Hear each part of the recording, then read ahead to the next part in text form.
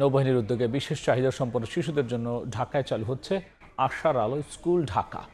নৌবাহিনী পরিবার কল্যাণ সংঘের উদ্যোগে সকালে রাজধানীর খিলক্ষেতে নির্মাণ কাজের উদ্বোধন করা হয়। উদ্বোধনী অনুষ্ঠানে বক্তব্য রাখেন সমাজ কল্যাণ মন্ত্রণালয়ের উপদেষ্টা শারমিন এস মুর্শিদ, নৌবাহিনী প্রধান অ্যাডমিরাল এম নাজমুল হাসান এবং নৌবাহিনী পরিবার কল্যাণ সংঘের সভানেত্রী নাদিয়া সুলতানা। ঢাকা নৌ অঞ্চলের সামরিক বেসামরিক ব্যক্তি, বিভিন্ন মন্ত্রণালয় ও দাতা প্রতিষ্ঠানের ঊর্ধ্বতন কর্মকর্তারা অনুষ্ঠানে অংশ নেন। সমাজ কল্যাণ উপদেষ্টা বলেন, সহানুভূতি পেলে এই শিশুদের ভিন্নতা রূপ নিতে পারে শক্তিতে। আর বিশেষ শিশুদের প্রতি বিনিয়োগ দেশের অগ্রযাত্রায় গুরুত্বপূর্ণ ভূমিকা রাখবে বলে আশা প্রকাশ করেছেন নৌবাহিনী প্রধান।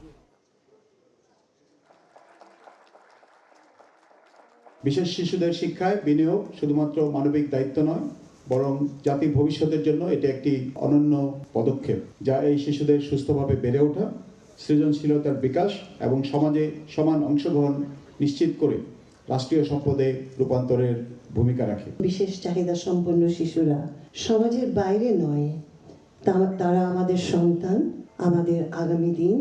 তাদের ভিন্নতা দুর্বলতা নয়, সঠিক যত্ন, শিক্ষা ও সহানুভূতিতে এই ভিন্নতাই হয়ে ওঠে তার শক্তি।